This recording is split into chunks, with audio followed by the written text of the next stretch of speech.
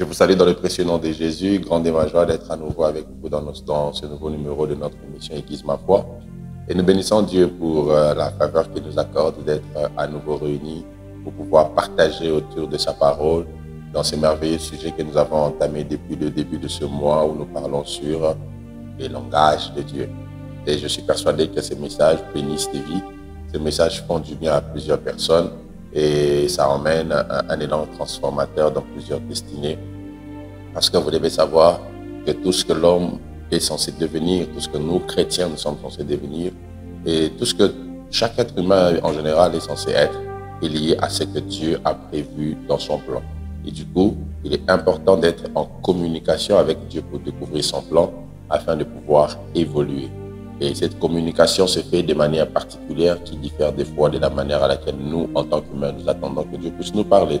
Voilà pourquoi c'est important d'avoir un enseignement comme celui-ci où on apprend sur le langage de Dieu. Et je suis vraiment persuadé, avec les réactions que j'ai reçues, ces enseignements sont en train de bénir les vies et pourquoi pas aiguiser l'essence prophétique chez plusieurs personnes. Je suis aussi heureux parce que nous sommes bien évidemment à la dernière semaine de nos 21 jours de jeûne et prière. Et en même temps, nous sommes à la porte de notre grande clôture qui aura lieu le 1er septembre à l'enceinte de la concession Sangomalamou. Et ça sera une croisade évangélique et Dieu va nous faire beaucoup de bien dans ce programme. De partout où vous êtes, ne manquez pas de vous connecter à nous, de venir participer à ce programme et surtout vous qui vivez aux alentours de Kinshasa parce que Dieu va nous faire beaucoup de bien. Je vais nous emmener à faire deux lectures que nous avons eu l'habitude de faire depuis le début de ces enseignements. Je suis dans Nombre chapitre 12, à partir du verset 5. La Bible déclare: l'Éternel descendit dans la colonne de nuée et il se tint à l'entrée de la tente. Il appela Aaron et Marie qui s'avancèrent tous les deux. Et il dit: écoutez bien mes paroles. Lorsqu'il y aura parmi vous un prophète, c'est dans une vision que moi, l'Éternel, je me révélerai à lui. C'est dans un songe que je lui parlerai. Il n'en est pas ainsi de mon serviteur Moïse. Il est fidèle dans toute ma maison. Je lui parle bouche à bouche. Je me révèle à lui sans énigme et il voit une représentation de l'Éternel. Pourquoi donc n'avez-vous pas craint de parler contre mon serviteur Moïse? Job chapitre 33, le verset 14.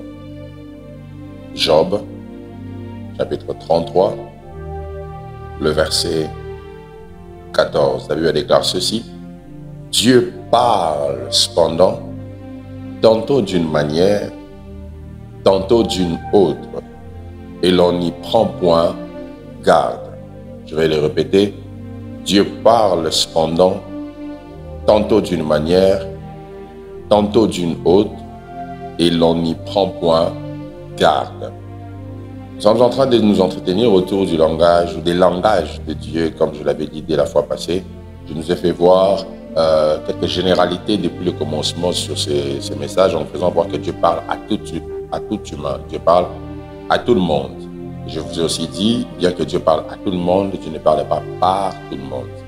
J'ai renchéri en vous disant que Dieu ne parle pas que par la Bible, mais tout ce qu'il dit ne contredit pas la Bible.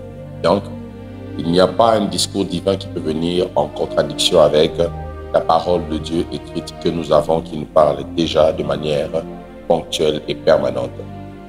J'essaie de vous faire voir la particularité qu'il y avait autour de la vie de cet homme au nom de Moïse, un homme avec une vie particulière. Lui, Dieu ne le considérait pas comme un prophète, mais Dieu avait mis à côté de lui quelqu'un comme Aaron qui était son prophète. Donc, Moïse, Dieu lui dit: je fais de toi Dieu pour Pharaon. Donc, c'était un homme particulier qui avait une manière de communiquer avec Dieu qui différait de tout le monde. Dieu dit avec lui: je parle bouche à bouche. Je ne parle pas par énigme, je ne parle pas par du langage codé. Je parle avec lui de manière très directe. C'est ce que Dieu faisait avec cet homme au nom de Moïse. Alors, j'ai commencé à vous faire voir que les langages de Dieu, dans cet enseignement, on doit retenir que Dieu ne parle pas que de manière audible ou par la langue, ou soit les méthodes conventionnelles adoptées par les hommes pour communiquer. Dieu parle aussi par plusieurs autres formes de langage qui diffèrent du langage verbal, s'il faut l'appeler comme ça. Dieu a plusieurs manières de parler qui diffèrent du langage verbal. Et c'est ce que nous avons commencé à étudier. J'ai parlé premièrement du langage des signes. Je vous ai dit que Dieu parle beaucoup par la voie des signes. Deuxièmement, j'étais en train de vous faire voir que Dieu parle par le langage des rêves. Et c'est là où je m'étais arrêté en vous faisant voir quelques vérités concernant ce sujet des rêves. Et la dernière fois, j'étais en train de vous faire voir comment est-ce que Paul, 4 fois de suite, Dieu lui a parlé et lui a donné des missions au travers des rêves. Donc, Dieu qui pouvait parler à son serviteur de manière audible n'a pas hésité de le faire par la voie des rêves. Donc, Dieu considère le langage des rêves comme l'un des langages officiels par lequel il peut passer pour communiquer. Et c'est ce qu'il a fait avec lui quand il devait aller à Macédoine. C'est ce qu'il a fait avec lui aussi dans Actes chapitre 27 pour son voyage de Rome. Et une autre vérité que j'aimerais nous ajouter aujourd'hui par rapport au rêve, c'est que dans le rêve, Dieu envoie un ange pour nous parler. Dans le rêve, ce que Dieu fait, c'est qu'il délègue un ange qui vient avec le mandat de pouvoir nous parler de sa part. Dans un rêve, Dieu délègue son messager, l'ange qui vient pour parler de sa part à chacun de ses enfants. Et voici, je vais vous présenter aujourd'hui quelques types de rêves qui existent. Rassurez-vous que cette liste n'est pas exhaustive. Peut-être que Dieu vous révélera d'autres éléments que je n'aurai pas à mentionner ici. Voici le premier type de rêve. C'est ce qu'on appelle des rêves du présent. Je vais catégoriser ça en temps. Les rêves du présent et je vous parlerai aussi des rêves du futur. Prenons d'abord les rêves du présent. Dans les rêves du présent, il existe des sortes de rêves du présent. La première sorte des rêves du présent, c'est ce qu'on appelle des songes de décision ou des rêves de décision si vous voulez. Les rêves de décision. Qu'est-ce qu'on appelle rêves de décision? Ce sont des rêves qui viennent souvent lorsqu'on doit prendre une décision. Vous êtes face à une situation dilemmatique, vous devez décider sur quelque chose à faire, vous êtes censé décider sur quelque chose à commencer, sur une relation à commencer, une relation à arrêter, une entreprise à ouvrir. Et Dieu peut vous envoyer une sorte de rêve du présent qu'on appelle les rêves des décisions. Vous verrez ça dans Matthieu chapitre 2. Lorsque Joseph était en train d'hésiter, il était méfiant face à la grossesse de Marie. Il voulait décider. Et pendant qu'il dormait, Dieu lui a donné un rêve de décision pour qu'il sache évidemment que cette grossesse venait du Saint-Esprit et non d'une autre voie. Un rêve de décision. Il y a des moments comme ça où vous êtes confronté à une grande décision à prendre et vous sentez automatiquement quand vous dormez un message qui vient comme pour vous faire voir que la bonne décision à prendre, c'est celle-ci. Les rêves de décision existent. Des songes de décision existent. Et Dieu, des fois, ne nous révèle pas la décision par voie audible toujours, mais Dieu peut venir par un rêve et nous confirmer ce que nous sommes censés faire. Plaise à Dieu de donner à quelqu'un un rêve de décision. Je suis sûr qu'il y a une décision que tu aimerais prendre, ignorant le futur, tu es en train de tâtonner, tu es en train de tergiverser. Mais je crois que le Dieu qui donne des rêves de décision te donnera un rêve de décision si tu me donnes un amen. La deuxième sorte de rêve du présent, c'est ce qu'on appelle des rêves d'encouragement ou des songes d'encouragement. Dans ces rêves d'encouragement, vous verrez ça dans Juge chapitre 7 à partir du verset 13 jusqu'à 15. Vous verrez que dans un rêve, Gédéon a reçu un rêve qui l'a encouragé par rapport à cette bataille qu'il devait mener. Gédéon a eu le courage, bien que Dieu lui avait déjà donné tous les signes qu'il voulait, il a eu le courage de pouvoir aller affronter Madian lorsqu'il a fait un rêve dans lequel il s'est senti encouragé.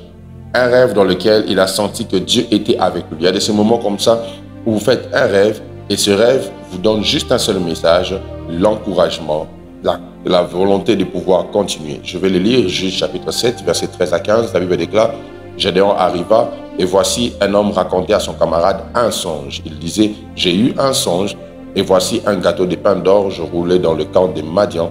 Il est venu heurter jusqu'à la tente et elle est tombée. Il a retourné sens dessus, et elle a été renversée.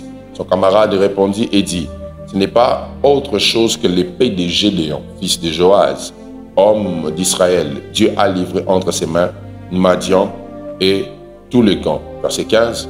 Lorsque Gédéon eut entendu le récit du songe et son explication, il se prosterna. Donc, lorsqu'on a raconté à Gédéon ce songe, il a compris que Dieu l'encourageait en le faisant savoir cette bataille va réussir. Vous savez, il y a des fois des défis qu'on rencontre et quand tu regardes, tu te dis humainement parlant, est-ce que j'arriverai à relever ces défis? C'est ce qui m'est arrivé quand on a lancé le défi d'achat partiel de l'église. Je me posais la question, est-ce que ça va réussir? Vous savez, malgré la foi, ça arrive que des questions humaines montent dans nos cœurs. Et en un laps de temps, j'ai reçu plus de 10 personnes qui me partageaient des rêves similaires et même des personnes ne priant pas à l'église. Des rêves où ils voyaient que cela avait été fait. Et ça m'a encouragé face aux difficultés apparentes que j'étais en train de rencontrer. Il y a de ces moments où tu sens que tu es abattu. Il y a des moments où tu sens que tu es perturbé.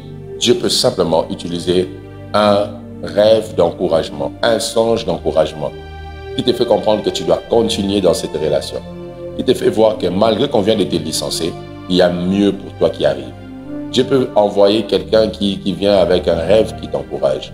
Je n'oublierai jamais, ça c'est une particularité que Dieu a donnée à ma mère biologique. Elle a une capacité particulière en ce qui concerne les rêves. Et quand elle fait un rêve, ça ne rate pas. Et souvent, quand elle partage ses rêves, ça encourage et en peu de temps, ce qu'elle te raconte de son rêve se réalise. Je prie que Dieu encourage quelqu'un qui se sentait découragé. Ce business a échoué. Ce business a tergiversé dans tous les sens.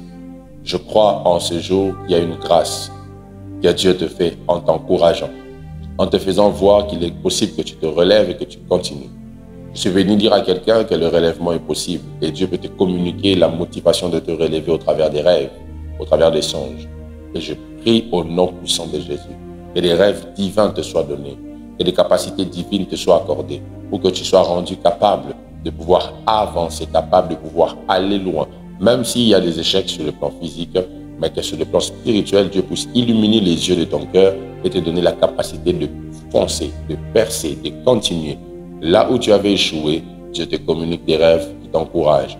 Le même Madian qui paraît fort, c'est le même Madian que tu vas battre parce que Dieu est venu pour t'encourager. Que Dieu te bénisse et sort de cette émission Aiguise ma foi avec une foi aiguisée, avec un esprit motivé. On se retrouve au prochain numéro. Que Dieu vous bénisse.